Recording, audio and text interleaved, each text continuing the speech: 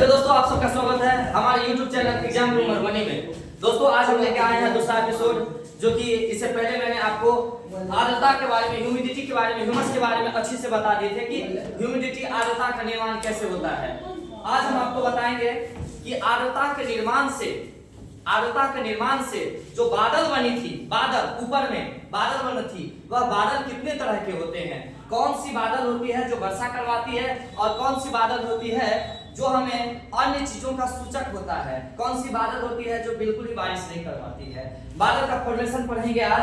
साथ ही हम ये भी जानेंगे कि वर्षा जो होती है वह कितने तरह की होती है। जैसे कि आपने सुना होगा संवहनीय वर्षा, साथ ही साथ आपने सुना होगा पर्वतीय वर्षा, चक्रवाती वर्षा, त्वरित झंझावात वर्षा, इन सभी के बारे में जानेंगे। तो हम शुरुआत करते हैं आपके लिए, कहीं वीडियो लंबा ना हो जाए इसलिए मैंने पूरा बात लिख के रखा है और इसको हम एक्सप्लेनेशन करते हैं। लेट्स स्टार्ट 1 2 3, है कि नहीं।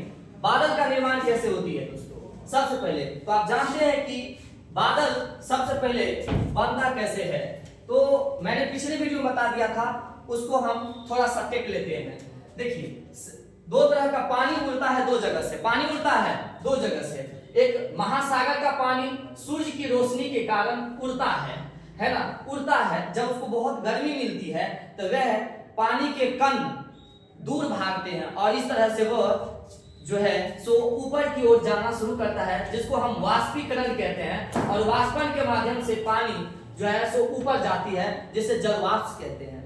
ये हो गया सागरीय जलवाष्प। और फिर स्थल पर देखते हैं जो बड़े बड़े नदी, तालाब, झरना, ये सब में जो पानी उड़ता है और ये फिर ऊपर की ओर जाता है, जिसे हम कहते हैं स्थलीय या महाद्वीपीय जलवाष्प। दोनों जलवाष्प जो कि आसमान में जाती है, ठीक है। साथ ही साथ ये भी देखो कि जो पत्तियां सब होती है अपने स्ट्रोमेटा रंध्र से जो पानी के ऊपर उड़ाता है, वह भी वाष्प के रूप में कहां जमा होता है, ऊपर बादलों में जमा होता है, बादलों के रूप में ऊपर जमा होती है ना। इस तरह से ऊपर में क्या पहुंच गया, वाष्प। अब ये वाष्प आखिर इकट्ठा कैसे होता है, बादल कैसे बनाता है, ये आप हमें देखना है। तो आपने नहीं चलेगा, वो चलता रहेगा, है ना, चलता रहेगा। तो वाष्प जो है इस तरह से कहां पहुंच गया दोस्तों, ये ऊपर में पहुंच गया, वाष्प ऊपर में पहुंच गया।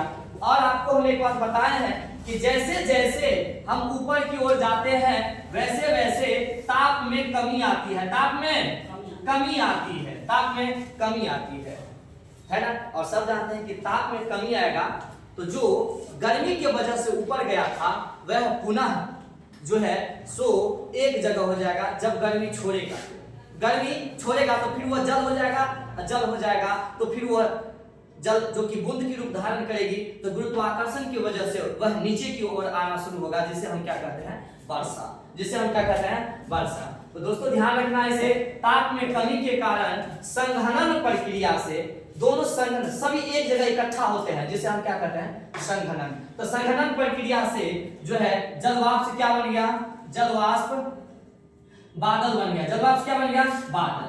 अब यह बादल जो है सो गुरुत्वाकर्षण की वजह से नीचे आना शुरू होगा, जिसे हम क्या कहेंगे, वर्षा।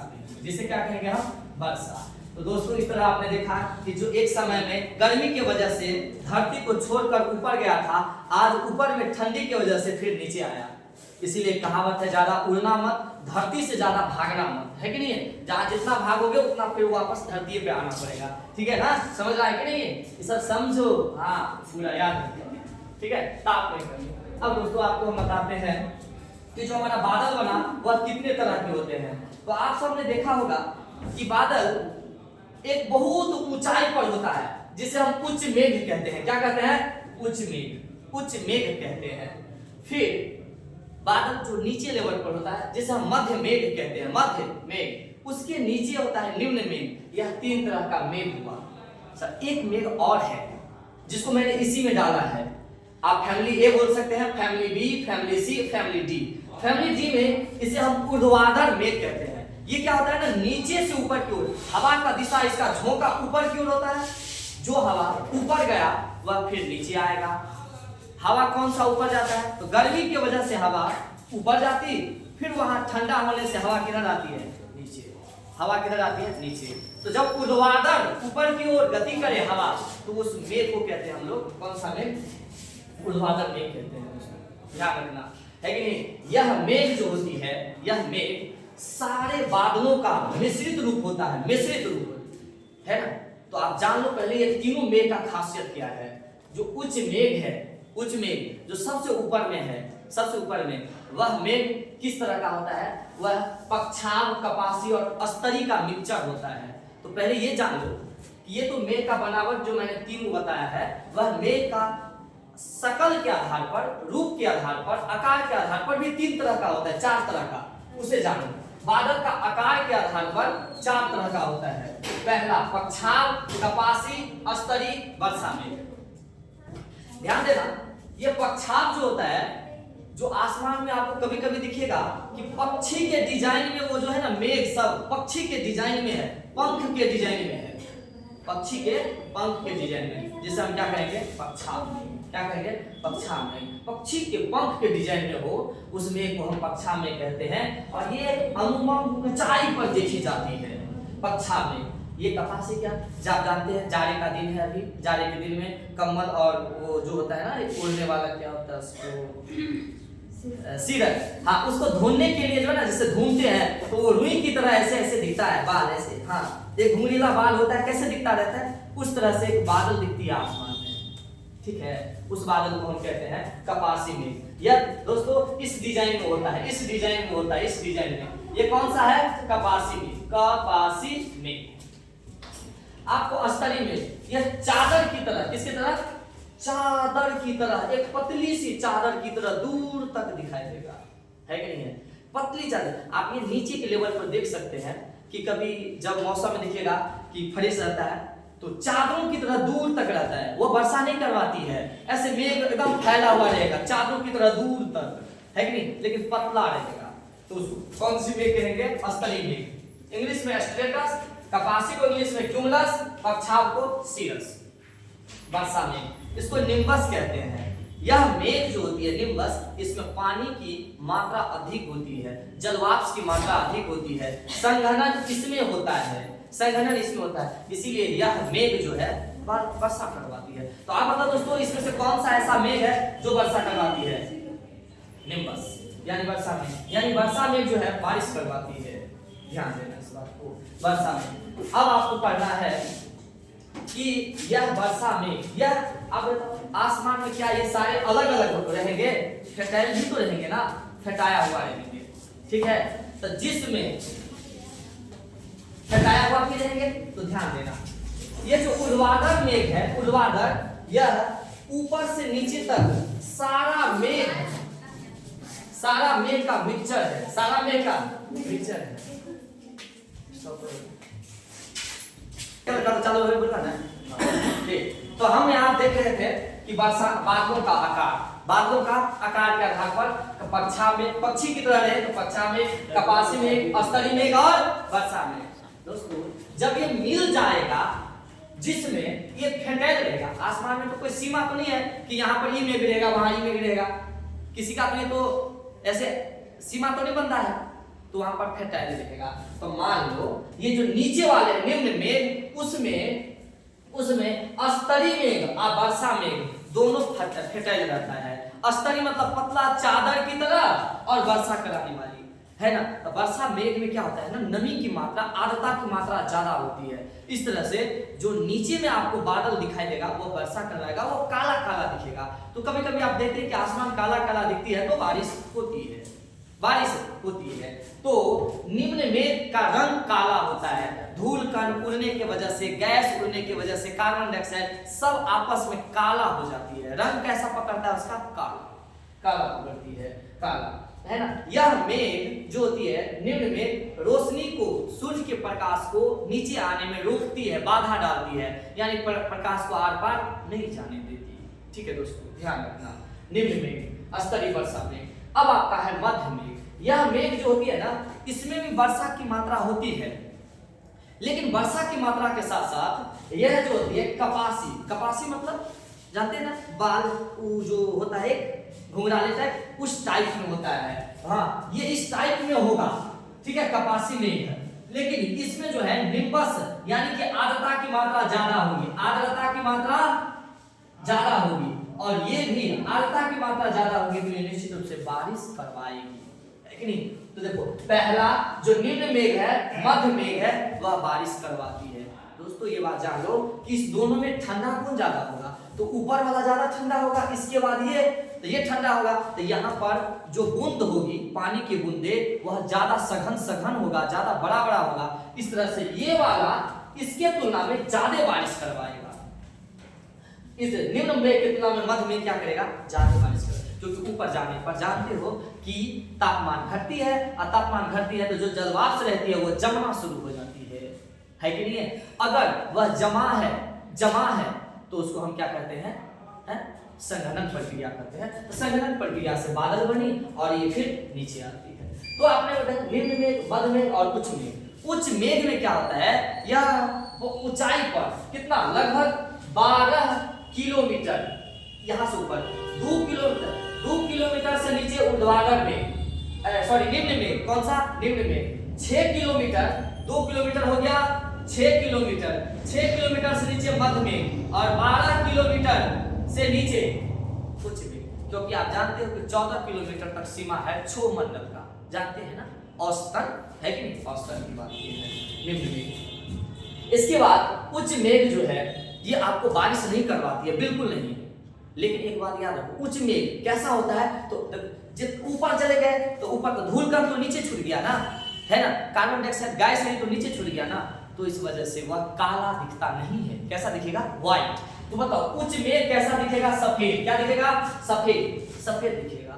और सफेद मेघ जो होती है वह जब सूर्य की रोशनी को रोकती है, ऊपर में रोकती है कि नहीं है, तो इस तरह का डिजाइन बनता है। दोस्तों ध्यान रखना कि सूर्य को जब ये ढक लेती है तो सूर्य के किनारे से रोशनी आपको दिखाई देगा,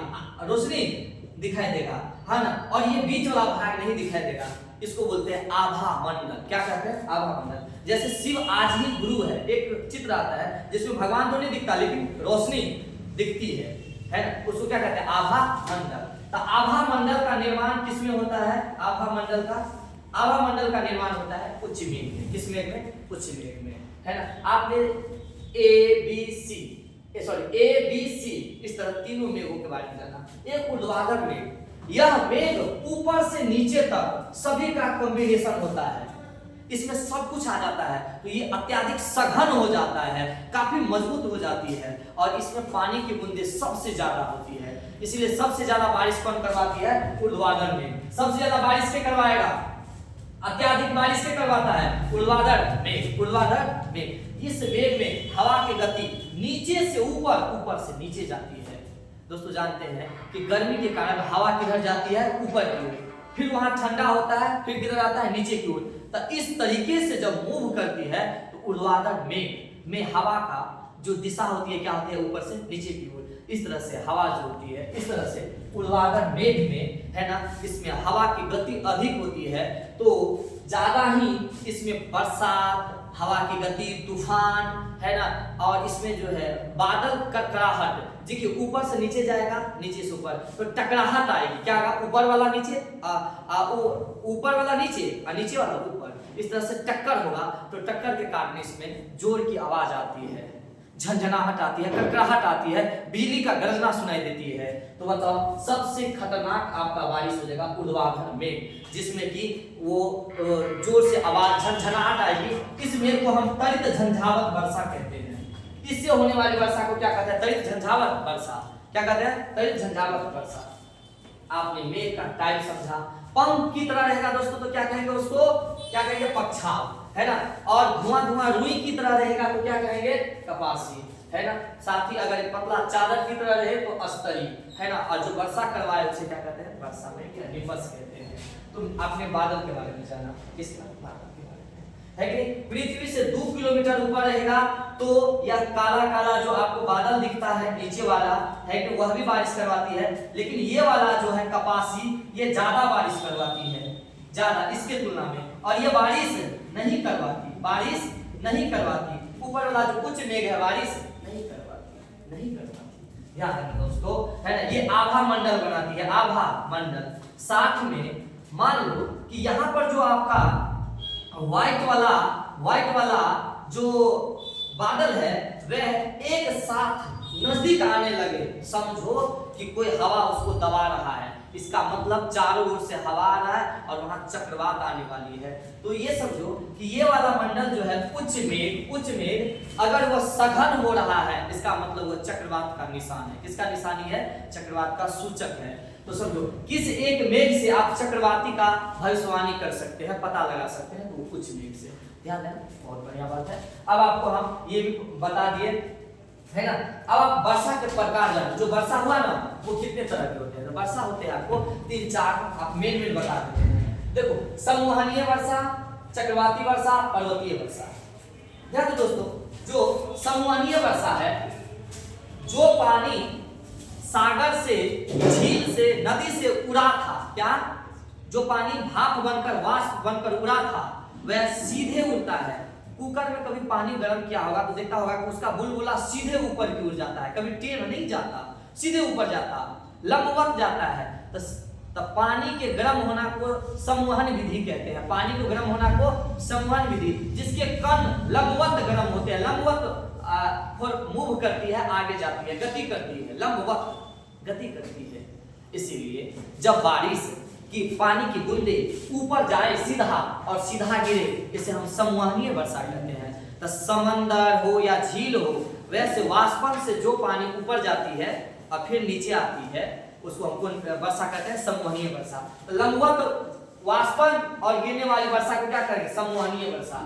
सीधे ऊपर गया, वाष्प बनकर ऊपर गया, वाष्प बनकर ऊपर गया और फिर बादल बनकर नीचे आया, बादल बनकर नीचे आया, इसको क्या कहते हैं हम? संवहनीय वर्षा। संवहनीय वर्षा मतलब ऊपर जाना, वाष्प बनकर, वहां फिर ठंडा होकर के वो बादल बनता है और फिर वो नीचे आ जाता है। बादल बनने के बाद ज्यादा उसका क्या हो जाता है? बादल बनने के बाद वह जम जाता है, पानी की बूंद बड़ा बड़ा हो जाता है और गुरुत्वाकर्षण में नीचे आ जाता है। संवहनीय वर्षा। अब आपके पास है कौन सा? चक्रवाती वर्षा। चक्रवाती दो तरह का, एगो गर्मी क्षेत्र में और एगो जहां गर्मी और ठंडी दोनों पड़ता है, उसको बोलते हैं, गर्मी वाले को बोलते हैं उष्ण कटिबंध। उष्ण कटिबंध चक्रवाती वर्षा। शीतोष्ण को बोलेंगे शीत और उष्ण, यानी ठंडी गर्मी, तो शीतोष्ण चक्रवाती वर्षा। दोनों वर्षा दिया, ध्यान रखना। इसमें क्या होता है? चक्रवाती में हवा की गति जो होती है ना, वो गोल गोल घूमती है, गोल गोल घूमती है, गोल गोल घूमती है एकदम। ये देखो ध्रुव है दोस्तों, उत्तरी गोलार्ध और दक्षिणी गोलार्ध, उत्तरी गोलार्ध और दक्षिणी गोलार्ध। इसमें जो है उत्तरी गोलार्ध में एंटी क्लॉकवाइज हवा मूव करती है और दक्षिणी गोलार्ध में क्लॉकवाइज। इस तरह से घूम घूम करके वह हवा जो है वर्षा करवाती है, उसे चक्रवाती वर्षा कहते हैं। ये क्यों होता है? तो ताप में अंतर के कारण, ताप में अंतर के कारण। देखो दोस्तों, उष्ण कटिबंधी में क्या होता है? तो यहाँ पे इस एरिया में बहुत सारा गर्मी है और गर्मी की वजह से सारे हवा किधर है? ऊपर, सब ऊपर चला गया, तो खाली ना हो गया वहां पे, है कि नहीं? उष्ण कटिबंधीय एरिया में तो जिधर हवा भारी होगा, ठंडी दिशा, उधर से हवा दौड़ेगी। तो आपको पता है ना, खाली जगह को भरने के लिए चारों ओर से हवा दौड़े तो वो क्या होती है? एक चक्कर का रूप धारण कर लेती है। मधुआ में जैसे देखे है ना, और जैसे देखो कि आप लोग जानते हैं गांव घर में, कोई गांव घर की बस्ती में अगर कोई फल गिरती है वृक्ष से, तो उसको पकड़ने के लिए चारों ओर से क्या होता है? लोग दौड़ता है, और जब दौड़ता है तो टकरा जाता है और सब राई छिटी हो जाता है, छिटी हो जाता है। तो वही बात कह रहे हैं, चक्रवाती वर्षा में गोल गोल हवा जो है सो उसके चक्कर काट करके उस जगह को भरती है जो जगह खाली हो गया है, निम्न दाब हो गया है। बात मुझे चक्रवाती वर्षा। चक्रवाती वर्षा अब कहाँ चक्रवाती वर्षा होता है? तो इसका एक टॉपिक है जो कि इसके बाद तुरंत हम चक्रवाती वर्षा का डिटेल करेंगे। चक्रवाती वर्षा या प्रति चक्रवाती वर्षा कौन मजबूत होता है, कौन क्या होता है, ये सब आपको सारी जानकारी देंगे, ध्यान दो दोस्तों। इसके बाद है क्या? पर्वतीय वर्षा। आपको पर्वतीय वर्षा जानना जरूरी है। पर्वतीय वर्षा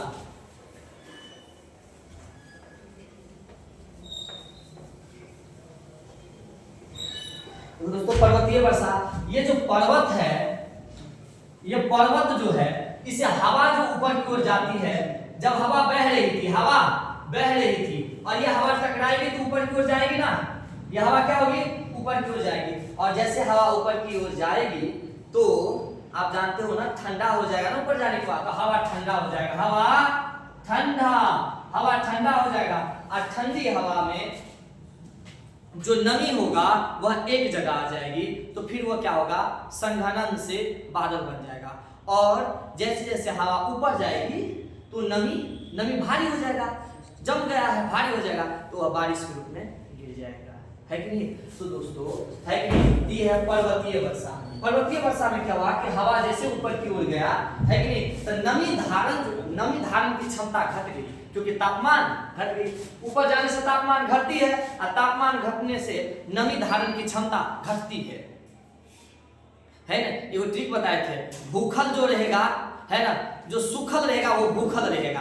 ये हवा ऊपर गया तो सूखल थोड़ी है, तो ठंडा गया तो उसकी क्षमता घट जाएगी। अब नमी जो है वह नमी जो है संघनन से बादल का बूंद, पानी का बूंद धारण बन गया, और इस तरह से क्या होगा, वो धीरे धीरे गिरना स्टार्ट हो जाएगा।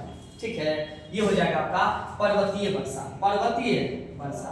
अब देखो पर्वत के किस साइड बारिश हुआ है, पर्वत के जिस साइड से हवा आ रही थी उस साइड, इसको बोलते हैं पवन के दिशा में, मुख में। तो पवना भी मुख में बारिश हुआ, इसको बोलते हैं वृष्टि क्षेत्र।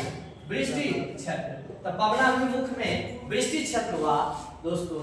लेकिन देखो ये हवा जैसे ही ऊपर गया तो भारी हुआ, फिर इधर की ओर उतरेगा, तो ये हवा जैसे ही ऊपर की ओर उतरने लगेगा, है कि नहीं है, तो ये इसके नमी तो पीछे छूट गया बारिश के रूप में। तो ये तो खलिया है ना, हवा तो ऐसे ही है ना, तो क्या इस साइड बारिश होगा, क्योंकि नमी है ही नहीं, तो इस साइड बारिश नहीं होगा, इस साइड बारिश नहीं होगा, इस साइड दोस्तों बारिश नहीं होगा।